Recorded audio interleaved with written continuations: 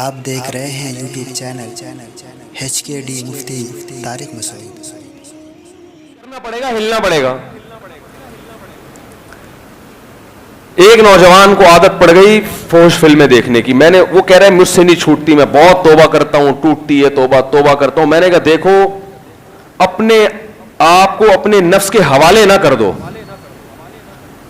حوالے کرنے کا مطلب اب یہ آپ یعنی یہ فرض کر کے بیٹھ گئے کہ اب میرا نفس مجھ سے جو کروائے گا وہ میں کروں گا، کیونکہ اب تجربہ کر کے دیکھ لیا، توبہ بھی کر کے دیکھ لی۔ ایک نے تو کہا میں حج کر کے آیا پھر بھی نہیں چھوٹ رہی، پھر مجھ سے توبہ ٹوٹ گئی۔ تو میں نے کہا اپنے آپ کو اپنے نفس کے حوالے کر کے مت بیٹھو کہ اب مایوس ہو گئے کہ یار اب نہیں چھوٹ رہی تو اب زندگی اسی میں گزارے۔ میں نے کہا نا نا نا نا، پھڈے بازی نفس کے ساتھ کرنی ہے۔ اور میں نے کہا چونکہ اس کی لت پڑ گئی ہے، یہ لت تو آپ نے خود ڈالی ہے نا، اب اس کی سزا ہے۔ سزا یہ ہے کہ اب یہ لت اتنے آرام سے نہیں چھوٹے گی۔ ایک دفعہ کسی سے گناہ ہو گیا فوراً گڑگڑا کے توبہ کر کے چھوڑ دیتا، آپ نے خود بار بار توبہ توڑی ہے، بار بار توبہ توڑی ہے، تو اب اللہ کہتا ہے کہ اب تمہیں چھوڑنے میں بھی کچھ مشکل پیش آئے گی، لیکن ہمت کرو، اللہ چھڑوا دے گا انشاءاللہ۔ وہ ہمت کیسے کرو؟ میں نے کہا پہلی بات تو یہ کہ اپنے یہ تسلیم نہیں کرنا اپنے آپ کو۔ جیسے رنگ میں کسی پہلوان سے آپ کا مقابلہ ہو، آپ کو پتا ہے پٹوں گا میں، تو ایک پٹنے کا طریقہ، ایک ہارنے کا طریقہ ہوتا ہے کہ پٹ پٹا کے مقابلہ کیا اور اس کے بعد ہار گئے تو جیتنے والے کو لوگ مبارکباد دیتے ہیں، ہارنے والے کو بھی کہتے ہیں بہرحال مقابلہ تم نے بھی ڈٹ کے کیا۔ کیا خیال ہے؟ اور ایک ہارنے والا وہ ہوتا ہے رنگ میں اترا اور کہتا ہے بھائی اللہ کا واسطہ مجھے معاف کر دے یار، میں لیٹ رہا ہوں، بس بتا کہاں لیٹنا ہے، کتنی دیر تک اپنے بازو زمین پہ رکھنے ہیں۔ لوگ اس پہ لانتے کریں گے نا، بولے کم بہت آیا کیوں ہے رنگ میں، ہمیں بدنام کرنے کے لیے آیا تھا، کچھ تو فائٹ کرتا، کچھ تو لڑتا۔ تو چلو ہار جیت تو ہوتی ہے، کبھی کبھی بڑے بڑے فائٹر ہار جاتے ہیں، تو بھی ہار جاتا، ہم کہتے ہیں یار کوئی بات نہیں یار، ہار جیت تو کسی نے تو ہارنا تھا نا۔ تو وہیں آگے آرام سے لیٹ گیا اور کہہ رہے بتا دو ریفری صاحب ہو گئے، تین تک گنتی گر لی ہے، اڑ جاؤں۔ تو میں نے کہا میرے بھائی ٹھنی اس سے ہے دشمنی عمر بھر کی، یہ جو نفس ہے نا اور شیطان، اس سے زندگی بھر کی دشمنی ہے، کبھی وہ دبا لے کبھی تو دبا لے، کبھی تو بھی تو پچھاڑ اس کو۔ تو پچھاڑنے کا میں نے ان کو ٹیکنیکل طریقہ بتایا۔ اصل تو یہ ہے کہ جب کسی کو ایسی لت پڑ جائے نا، کسی شیخ سے بزرگ سے باقاعدہ اصلاحی تعلق قائم کرے، ان کو لکھ کے دے، ان کی خانقاہ میں جا کے بیٹھے، اللہ اللہ سنے، تو آہستہ آہستہ انشاءاللہ گناہوں کی نفرت دل میں پیدا ہو جائے گی۔ لیکن جیسے جو جنرل فزیشین ہوتے ہیں نا، وہ کچھ بیماریوں کی ایک عمومی دوا تو دیتے ہی ہیں، وہی سر میں درد ہو تو پیناڈول تو سبھی کھا سکتے ہیں کہتے ہیں نا، باقی آپ جا کے ڈاکٹر کو چیک کرا دیں یہ درد ہو کیوں رہا ہے۔ تو جو روحانی علاج، یہ والے نہیں ٹوپی ڈرامے والے روحانی کی بات کر رہا ہوں، جو بزرگان دین ہوتے ہیں جو اللہ اللہ لوگوں کو سکھاتے ہیں، اصل تو ان کے پاس ان چیزوں کا علاج ہوتا ہے، ان کے پاس سینکڑوں اس قسم کے مریض آ چکے ہوتے ہیں۔ لیکن ایک جنرل فزیشین جو ہوتا ہے وہ ایک نسخہ ویسے ہی بتاتا ہے، تو علماء اس کے لیے ایک نسخہ بتاتے ہیں کہ دیکھو جب کسی گناہ کی لت پڑ جائے، خاص طور پر یہ فحش فلموں کی آج کل بہت سارے لوگوں کو لت پڑ چکی ہے، یہ پہلا تو یہ عزم کرنا ہے یہ چھوڑنا ہے، کیونکہ یہ عادت لے کے قبر میں چلے گئے نا تو قبر میں خیر نہیں ہے، یاد رکھو قبر میں خیر نہیں ہے، بہت بڑا عذاب ہے، بہت بڑا عذاب ہے، یہ بہت بڑی بے حیائی ہے، یہ چھوٹی بے حیائی نہیں ہے، بہت بڑی بے حیائی ہے۔ تو اس سے دنیا کا بھی نقصان ہے۔ وہ دنیا کے کیا نقصانات ہیں وہ ابھی میں چھیڑوں گا تو بات لمبی ہو جائے گی۔ یہ انسان کی باڈی کو بھی خراب کرتی ہے یہ بیماری، اور آخرت تو برباد ہوتی ہے، گھریلو نظام خراب ہوتا ہے، میاں بیوی کے تعلقات کے لیے یہ آگ زہر ہے، زہر، بچوں پہ برا اثر، یعنی ایک ایسی گندی چیز ہے کہ جس کے گندے ہونے میں کوئی بھی عقل والا اختلاف نہیں کرے گا۔ سکون زندگی کا برباد کرتی ہے یہ چیزیں انسان کی۔ تو اب آپ نے عزم کرنا ہے کہ چھوڑنا تو ہے، اگر کسی نوجوان سے نہیں چھوٹ رہا نا تو وہ کہے بھائی چھوڑنا تو تیرے باپ کو بھی پڑے گا، باپ سے مراد وہ خود ہی ہو، سمجھ رہے ہیں؟ جب ہم کہتے ہیں نا دھمکی میں تیرے باپ کو بھی یہ کام کرنا پڑے گا، تو اسی اسٹائل میں بات کرے جس اسٹائل میں اپنے دوستوں سے بات کرتا ہے۔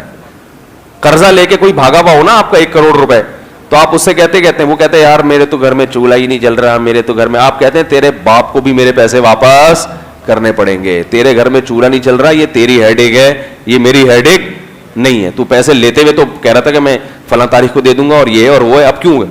تو بہانے سنتے ہو اس کے, تو یہی تانا دیتے ہیں بھائی چولہا جل رہا ہے نہیں جل رہا, تیرے بچے کی ٹانگ ٹوٹ گئی, تیری بیوی کے پیٹ میں درد ہے, تیری ساس بستر سے گر گئی, یہ سارے تیری ہیڈیک ہیں, میرے پیسے مجھے ہر قیمت پہ چاہیے. تو آپ نے اپنے نفس کو خطاب کر کے کہنا ہے کہ یہ برائی چھوڑنی تو تیرے باپ کو.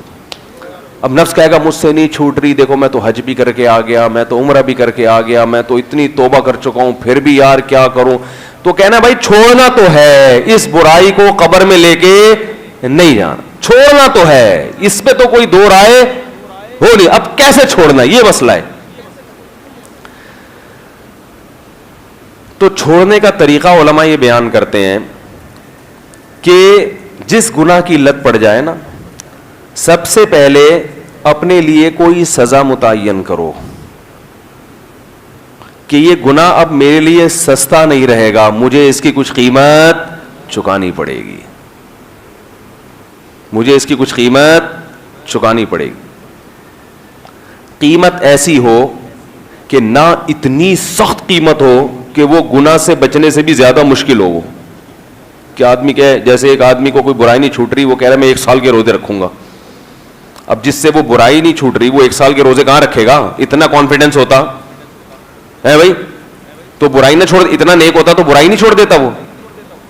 ایک صاحب کو چوری کی عادت پڑ گئی, میرے پاس آئے, میں نے کہا یار جب بھی چوری ہونا اتنے روزے رکھا کرو.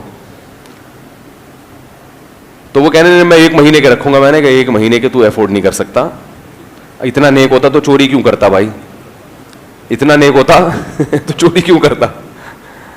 تو یہ بھی کسی ماہر سے, اس لیے کسی اللہ والے سے تعلق رکھا جاتا ہے کہ وہ آپ کے لیے کوئی سزا خود تجویز کریں آپ کی مالی حیثیت کو دیکھ کر.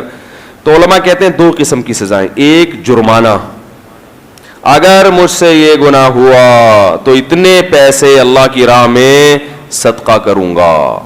وہ پیسے اتنے زیادہ بھی نہ ہو کہ بہت زیادہ چپت لگ جائے, اتنے تھوڑے بھی نہ ہو کہ ہلکی سی خارش ہو بس.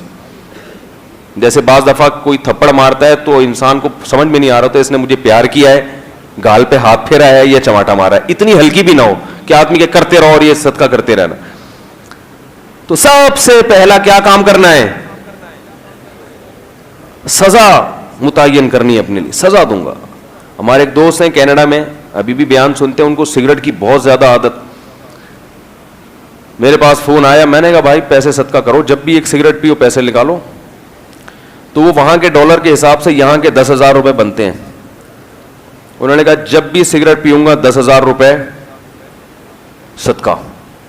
وہ کر رہے ہیں. سگریٹ چھوٹی نہیں ہے لیکن بہت کم ہو گئی ہے, کیونکہ ایک سگریٹ کتنے کی پڑ رہی ہے؟ کیونکہ سگریٹ تو 5-5 10 روپے کی پڑتی ہے, تو پیتے رہو بیٹھ کے. جب ایک سگریٹ کی قیمت گورنمنٹ مہنگی کر دے 10,000 روپے ہے تو صرف مالدار پیئیں گے, غریب لوگ بولو بھائی چھوڑ دیں گے, بولیں گے کچھ اور تلاش کرو بھائی.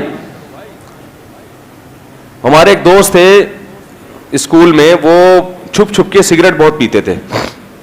ان کے ماں باپ کو پتا چلا, انہوں نے پکڑا, سمجھایا, مارا, وہ نہیں چھوٹ کے دے دی, مسئلہ نہیں چھوٹا ان. ایک دن میں نے دیکھا سگریٹ چھوڑ دی, پان پہ آ گئے.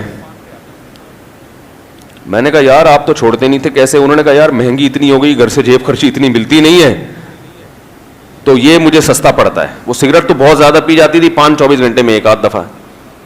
تو میں نے کہا اس کا مطلب ہے پان بھی اگر مہنگا کر دیا جائے تو یہ بھی انشاءاللہ چھوٹ جائے. تو وہ گورنمنٹ مہنگا نہیں کرتی تو آپ خود اپنے لیے مہنگا کر لو. آپ کہو کہ ایک سگریٹ مجھے 10,000 کی پڑے گی. اگر آپ کی آمدن ہے اور اگر آپ کی آمدن کم ہے تو پھر آپ 500 کی کر لو بھائی. کیا خیال ہے بھائی؟ نہیں سمجھ میں آ رہا بھائی؟ ایک سگریٹ کتنے کی پڑے گی آپ کو؟ 500. اس سے یہ سگریٹ چھوٹے گی نہیں, کیونکہ شیطان آپ کو مایوس کرے گا, یار میں تو 500 دے رہا ہوں, پھر بھی چند دن تک ہوگا, اس کے بعد خود بخود کم ہوگی. چھوٹے گی نہیں, کم ہوگی, ختم نہیں ہوگی. یہ ذہن میں رکھیں. بھی ملے گا نا تو ایک تو کم از کم تجھے ٹکاؤں گا, میں اس کا بدلہ تو لوں گا. تو نفس نے اتنا پچھاڑا, اتنی برائیاں کروائیں, آپ بولے بھائی نفس سے کہ کبھی میں بھی تجھے انشاءاللہ پچھاڑوں گا. کنٹرول میں لے انسان اس کو تو جب یہ کام کرے گا انشاءاللہ آہستہ آہستہ کانفیڈنس بحال ہوگا, پھر ہر چیز قابو میں آنا شروع ہو جائے گی. اور جب انسان سب چیزیں قابو میں آتی ہیں تو بیوی بھی کیا آ جاتی ہے لیکن وہ نہیں آتی, خوش فہمی میں رہیں آپ.